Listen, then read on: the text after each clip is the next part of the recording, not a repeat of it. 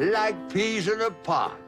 Or birds of a feather, alone or together you'll find that we are two. He was Hollywood's gentlest legend until he cut one person out forever. Not a rival, not a producer, someone closer and far more dangerous. From a father's shadow to a career built on charm, Dick Van Dyke finally exposed the hidden truth. The line he drew, the vow he kept, and the moment he refused to speak to him again. Stay, because the reveal changes everything you think you know. Everyone knew Dick Van Dyke as the man who could make you laugh just by tripping over a footstool. His smile was disarming, his charm effortless, and his reputation spotless. But behind that warm exterior, something else was brewing. Something even he couldn't hide forever. Years later, when he finally opened up about it, fans were stunned. The world's kindest clown admitted that he had been living with a shadow. Not another person, not an enemy in Hollywood, but a version of himself that was slowly pulling him under. It started with a confession, one he made not to the press, not to his audience, but in the safety of therapy. Dick revealed that the man America adored on screen was locked in battle with another man entirely. This other self was darker, more dangerous, and much harder to silence. For decades, he had been fighting against a weakness that threatened to consume his career, his relationships, and even his life. What made the revelation even more shocking was that Dick admitted he wasn't just battling addiction, he was repeating history. His father, Lauren, nicknamed Cookie, had walked the very same path. Cookie was a traveling salesman, often gone for long stretches, and when he was home, he wasn't always present. Alcohol was his crutch, and young Dick saw what it did to his family. He saw the distance it created, the weight it placed on his mother, and the confusion it left in the children.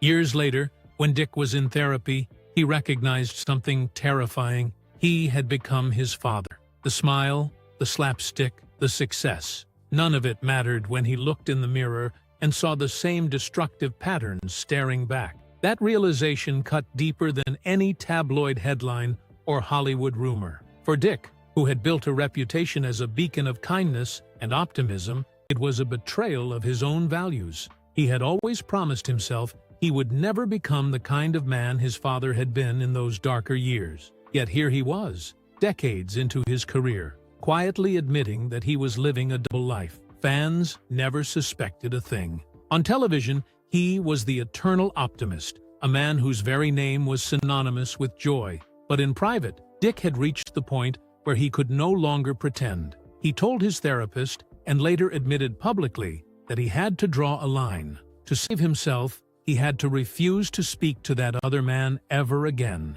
The version of himself who reached for the bottle, who distanced himself from loved ones, who threatened to undo everything he had built. That vow would change the course of his life. It was the day the smile slipped just long enough to show the cracks beneath it. For an entertainer who seemed incapable of anger or cruelty, it was unthinkable. But what came next proved that Dick's decision to silence that shadow wasn't just about survival. It would ripple into his career, his family, and the legacy he left behind. Because soon, those hidden battles began to bleed into the very spotlight that made him famous. Before there was Hollywood, before the bright lights and perfect comedic timing, there was a little boy growing up in Danville, Illinois. That boy was Dick Van Dyke, and at the center of his childhood stood a complicated figure. His father, Lauren, known to everyone as Cookie. Cookie wasn't the kind of dad you saw every night at the dinner table. He was a traveling salesman,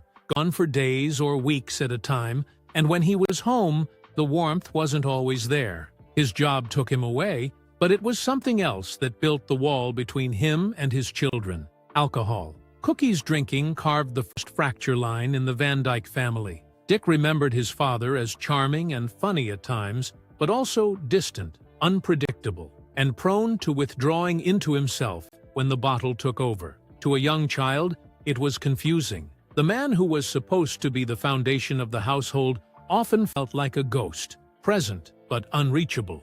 Dick's mother, Hazel, worked hard to fill the gaps, but the strain was obvious. The household became a place where love and laughter were mixed with silence and disappointment. What makes this so chilling is that Dick carried the memory of those years with him long after fame arrived. He would later admit that his father eventually quit drinking, a triumph for Cookie. But by then, the imprint had already been made. Dick had seen how alcohol could swallow a man whole, how it could put cracks in a family that never fully healed. And the irony, the bitter twist, is that he would one day follow the very same path, almost step for step. The image of Cookie loomed over him like a ghost, the wings of a theater. No matter how high Dick climbed, the specter of his father's habits lingered. Even when he was making America laugh, he knew deep down that the same demons his father had wrestled with were waiting for him too. It was like a curse passed down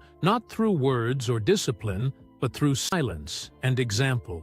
This is where the story takes its first dramatic turn. Because when Dick finally looked in the mirror years later and saw his own reflection staring back at him, he didn't just see the beloved actor who made millions smile. He saw his father, Cookie, the man he had promised himself he would never become. That realization struck like a thunderbolt. It wasn't just about his own weakness anymore. It was about the cycle of damage repeating across generations. And in that moment, the fault line of his past became a ticking time bomb in his present. The perfect image of Dick Van Dyke, the eternal optimist, was balanced on top of a childhood wound that had never fully closed.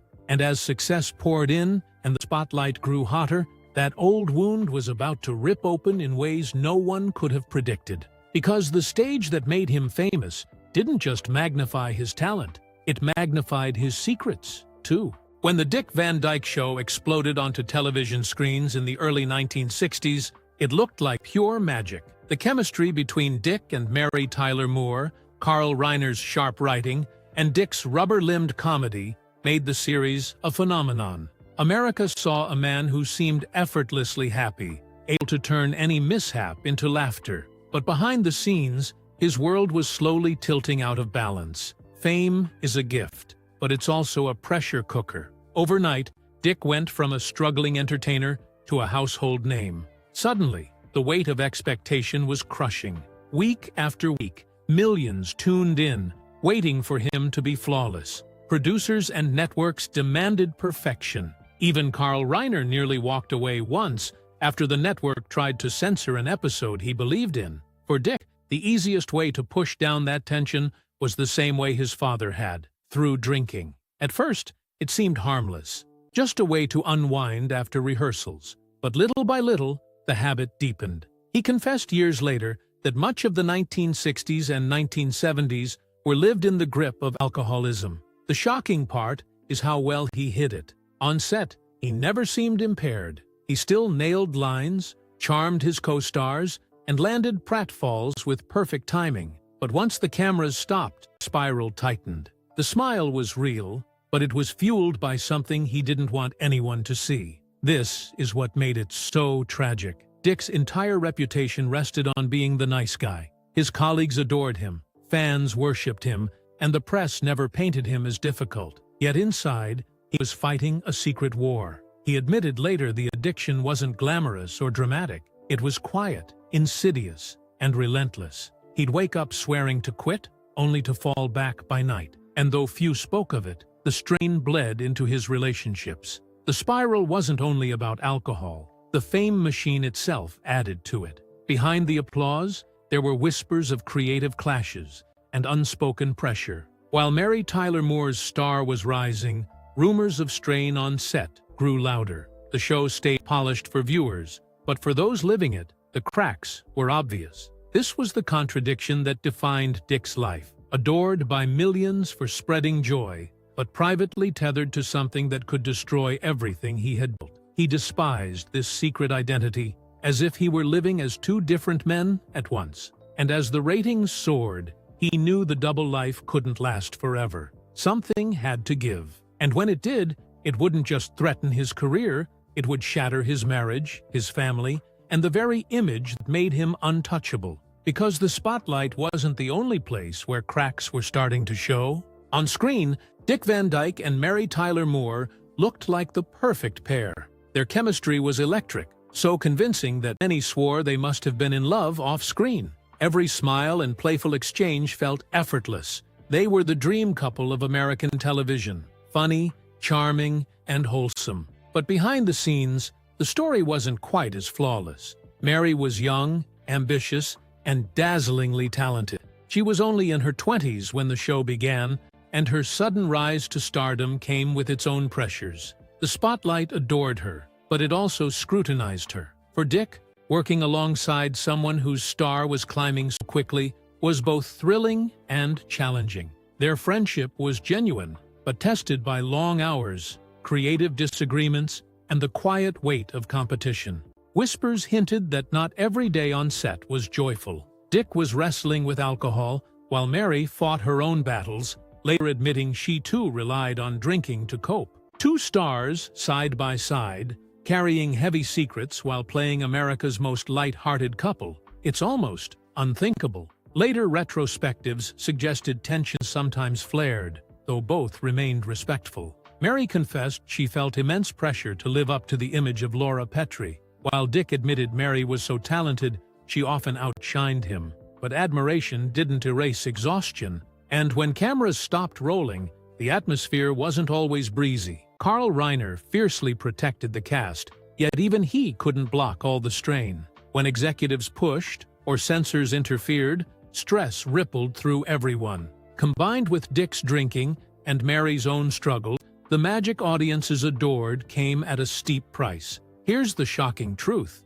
they never let it show. Performances stayed flawless, and even today, reruns hide the invisible weight they carried. That's Hollywood's paradox. What looks effortless can be the hardest work of all. As the seasons rolled on, the cracks only deepened. Dick's private life was straining under the spotlight, and Mary faced storms of her own. Their brilliant partnership masked a painful truth. Both were inching closer to breaking points no one could see. And for Dick, the fallout wasn't confined to the set. His private spiral was about to rip through his marriage, and when it did, the tabloids had a field day. For decades, Dick Van Dyke and his wife, Margie Willett, looked like the perfect Hollywood couple. They had married in 1948, long before fame, and raised 4 children together. But as Dick's career soared, the marriage began to fracture. His drinking created distance, and then came something even harder to hide: a long relationship with actress Michelle Triola. Michelle wasn't a passing fling. She remained central to his life for more than 30 years. To the public, it was scandalous. To his family, devastating. The tabloids feasted on the story, painting a shocking picture of America's favorite nice guy leading a double life. By 1984, after 36 years, Dick and Margie quietly divorced. She had been there before the fame and fortune, and now she was gone. For Dick, it was an emotional earthquake. He later admitted that the choices of that era haunted him, proof that even the most beloved star wasn't immune to betrayal or regret. The shocking part wasn't just the affair. It was how long he lived in that double life, balancing fatherhood with a painful secret. For most, it would have ended a career. For Dick, it became part of his hidden truth, a burden he carried into the next chapter of his life. And soon, that chapter would force him into a reckoning even more dangerous than a broken marriage, because the battle ahead was one that threatened his very survival. By the early 1970s, the facade was cracking wide open. The legendary smile, the effortless pratfalls, the endless charm, none of it could hide the truth forever. Dick Van Dyke had hit rock bottom. Alcohol, which once seemed like a harmless escape from the pressures of fame, had tightened its grip to the point where it threatened to swallow him whole. He later admitted that the habit wasn't glamorous, wasn't dramatic. It was slow, relentless, and humiliating. He would wake up swearing he would stop, only to find himself back in the same destructive cycle by nightfall. The breaking point came with a mirror moment, literally. One morning, staring at his reflection, he realized he no longer recognized the man looking back at him. He didn't see the beloved actor, the adored father, or the household name. He saw the ghost of his father, Cookie, the same man who had been absent, who had used the bottle as a shield. And that realization shook him to his core. He confessed later that the moment was like staring at a version of himself he couldn't allow to exist anymore. He knew he had to cut ties with that man forever. The man who reached for alcohol, the man who disappointed his family, the man who threatened to destroy everything he'd worked for. That vow to quit drinking wasn't just a private decision, it became the defining pivot of his life. In 1974, he starred in a made-for-television movie titled The Morning After. The role was hauntingly close to home. An alcoholic news anchor whose career and personal life crumble under the weight of addiction. For Dick, it wasn't just another part. It was an exorcism. He poured every ounce of his personal pain into the performance, and the authenticity was impossible to ignore. What happened next shocked him. Letters began flooding in from viewers across the country. Strangers, men and women who were quietly battling their own addictions, wrote to say that his performance gave them the courage to quit. They said they saw themselves in his character, that the rawness of his portrayal made them confront their own shadows. Dick realized that his personal hell had somehow become a lifeline for others. In exposing his vulnerability on screen, he had saved people he had never even met. It was a bittersweet victory. On one hand, he had found a way to turn his lowest moment into something meaningful. On the other, it was a constant reminder of just how close he had come to losing it all. From that point on, Dick lived with vigilance. He admitted later that he had to remain careful every single day, because the danger never fully disappeared. Sobriety wasn't a finish line, it was a daily decision, a constant refusal to speak to that darker self ever again. And yet, even as he rebuilt himself, there were parts of his life that remained tangled. The demons were quieter, but they weren't gone, and as he tried to heal, another test was waiting, this time tied not to his own reflection, but to his family name, because the next challenge came from someone who shared his blood. Dick Van Dyke's story wouldn't be complete without his younger brother, Jerry Van Dyke. To the world, Jerry was the funny, sometimes bumbling little brother who carved his own lane in comedy. But for decades, he lived in the long shadow of Dick's stardom. Every role Jerry took, whether on Coach or as a guest star, was inevitably compared to Dick's golden legacy. On the surface, the brothers kept things lighthearted, poking fun at each other's quirks and personalities. They even shared screen time in sitcom crossovers, laughing together in front of the cameras. But privately, the sibling dynamic was more complicated than anyone realized. Jerry was ambitious, restless, and desperate to step out from behind Dick's towering image. He made career choices that baffled critics, like turning down Gilligan's Island or starring in projects that fell flat. Meanwhile, Dick kept soaring, becoming the emblem of television's golden age. Friends close to the family whispered about Jerry's frustrations, about the quiet sting of being seen as the other Van Dyke. And though Dick never spoke cruelly of his brother, the distance between them sometimes felt larger than geography. What makes this chapter especially striking is how Dick handled it. Unlike his battles with alcohol, where he had to draw a clear, merciless line between himself and the bottle, he never cut Jerry out completely. But he did learn the importance of boundaries. He admitted later in life that he couldn't carry everyone's burdens, not his father's, not his brother's, not even his own past. To survive, he had to refuse to let those shadows consume him.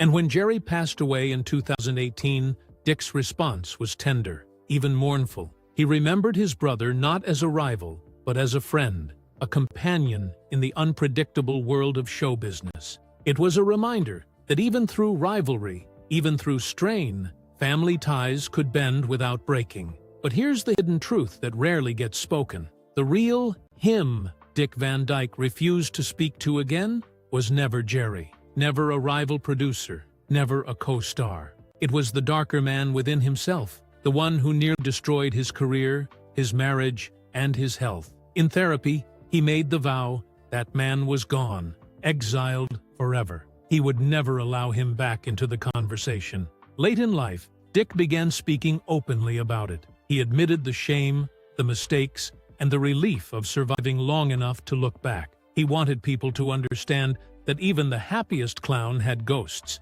and that silencing them wasn't easy. But in drawing that permanent boundary, he didn't just save himself. He gave fans a rare gift, permission to face their own demons without shame. And so, The shocking revelation is this: Dick Van Dyke, the man who brought laughter to millions, carried a hidden fracture his entire life. A brother's rivalry, a father's ghost, a marriage that broke, but above all, an inner self he buried for good. He refused to speak to that man ever again. And because of that vow, he lived long enough to turn his darkest battles into a legacy of hope.